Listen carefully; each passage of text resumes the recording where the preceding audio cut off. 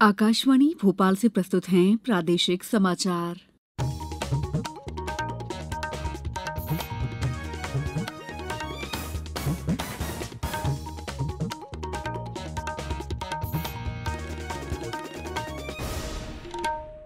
नमस्कार, समाचारों के साथ मैं दीपा सिंह। सबसे पहले मुख्य समाचार। प्रधानमंत्री नरेंद्र मोदी ने अदालती फैसलों में स्थानीय भाषा को बढ़ावा देने का आह्वान किया। माध्यमिक शिक्षा मंडल ने कक्षा 10वीं और 12वीं की पूरक परीक्षाओं की तिथियां घोषित की।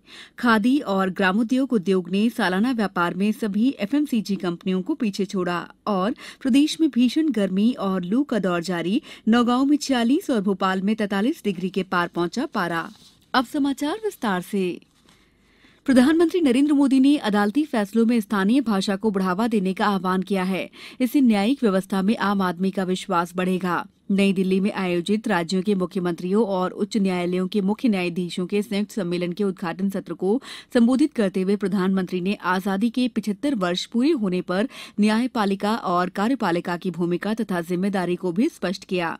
श्री मोदी ने कहा कि अमृतकाल में देश में ऐसी न्यायिक व्यवस्था हो जिसमें सबको आसानी से और शीघ्र न्याय मिले।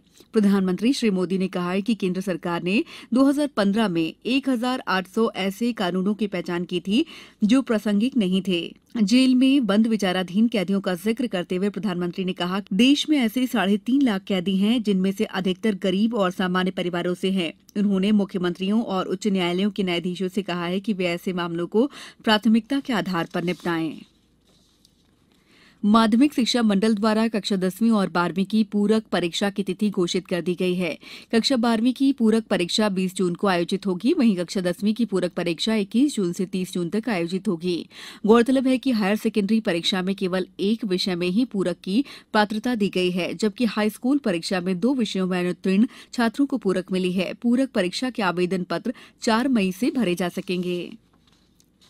राज्यपाल मंगूभाई पटेल ने कहा है कि जीवन में खुशहाली और तरक्की का मानदंड दूसरों की खुशी और प्रगति में योगदान है और दीक्षांत जीवन की शिक्षा और समाज की सेवा के दायित्व को ग्रहण करने का शुभारंभ है।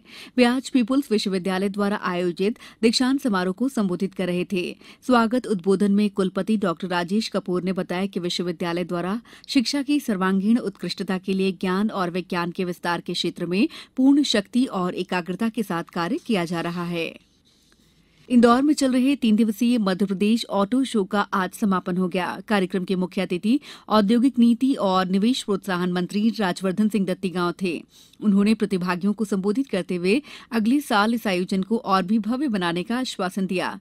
हमारे इंदौर संवाददाता से चर्चा करते हुए मध्यप्रदेश औद्योगिक केंद्र विकास निगम इंदौर के महाप्रबंधक रोहन सक्सेना ने बताया कि ऑटो शो उम्मीदों पर खरा उतरा है।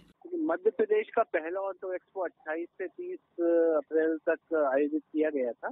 इसमें लगभग 1000 कंपनियों ने भाग लिया था, प्रदेश की और पूरे देश की, जिसमें ओरिजिनल इक्विपमेंट मैन्युफैक्चरर्स से लेके कंपोनेंट मैन्युफैक्चरर्स भी थे। और बहुत अच्छा रिस्पांस हमें मिला। लगभग 110 कंपनियों ने अपने उत्पाद यहाँ पे प्रदर्शित किए। 11 कंपनियों के 15 मॉडल्स को माननीय मुख्यमंत्री जी द्वारा लॉन्च किया गया। इसमें लगभग 250 से अधिक बिजनेस टू बिजनेस मीट्स हुई और गवर्नमेंट और बिजनेस लीडर्स के बीच में लगभग ऐसी 50 कंपनियों थी जिनसे गवर्नमेंट लेवल पे बात हुई है और उनके निवेश के संबंध में हमें प्रस्ताव प्राप्त हुए हैं। समाचारों में वक्त है ब्रेक का। ये समाचार आप आकाशवाणी भोपाल से सुन रहे हैं। हमारे समाचारों को आप कभी भी और कहीं भी अपनी सुविधा के अनुसार सुन सकते हैं।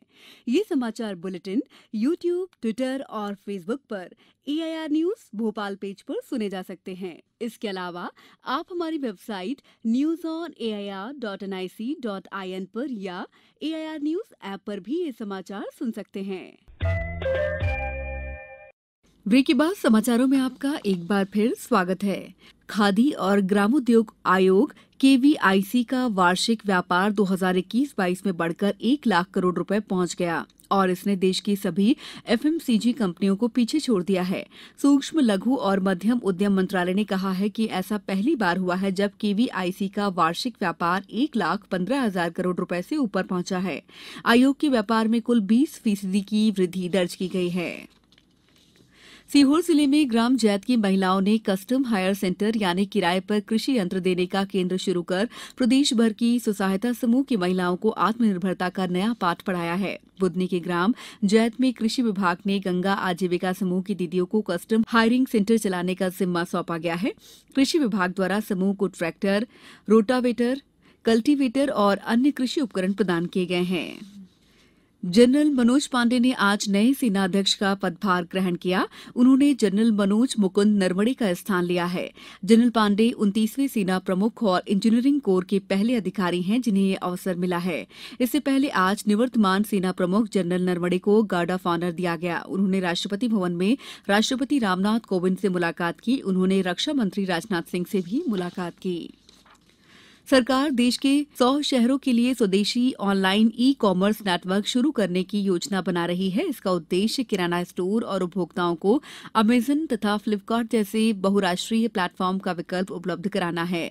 वाणिज्य और उद्योग मंत्री पीयूष गोयल ने कहा है कि ई कॉमर्स नेटवर्क का फिलहाल ऑनलाइन प्लेटफॉर्म के लिए भोपाल के साथ साथ दिल्ली, कोयम्बटूर और शिलांग में परीक्षण चल रहा है। प्रदेश में इस समय मानो आसमान से आग बरस रही है। प्रदेश के अधिकतर शहरों में पारा 43 डिग्री के पार हो गया है।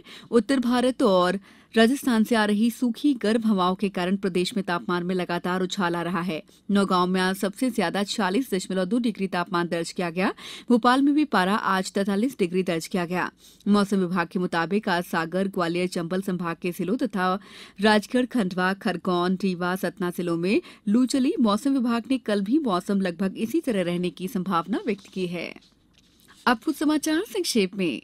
राष्ट्रीय बौद्ध महासभा के तत्वावधान में आयोजित 2 दिवसीय बौद्ध धम्म संगति समारोह का आज महाबोधि सोसाइटी सांची में बुद्ध वंदना के साथ शुभारंभ किया गया। जबलपुर जिले में शासकीय और निजी नलकूप के खनन पर कलेक्टर ने 30 जून तक प्रतिबंध लगा दिया है। देवास में आज मिड़की रोड पर नवनिर्मित रेलवे ओवरब्रिज का लोकार्पण सांसद महेंद्र सिंह सोलंकी तथा विधायक गायत्री राजे पवार के मुख्य आतिथ्य में हुआ। बालाघाट जिले की 3 बालिकाएं लाडली लक्ष्मी के दल के साथ बाघा हुसैनीवाला सीमा पर भ्रमण के लिए जा रही हैं। आज इन बालिकाओं को कलेक्ट्रेट कार्यालय से जबलपुर के लिए रवाना किया गया। खंडवा में आगामी दिनों में आयोजित होने वाले पर्वों को ध्यान में रखते हुए आज शांति समिति की बैठक आयोजित की गई। अशोकनगर विधायक जजपाल सिंह जज्जी ने आज कलेक्ट्रेट परिसर से जिले के लिए प्रदत्त 12 एम्बुलेंस को हरी झंडी दिखाकर रवाना किया।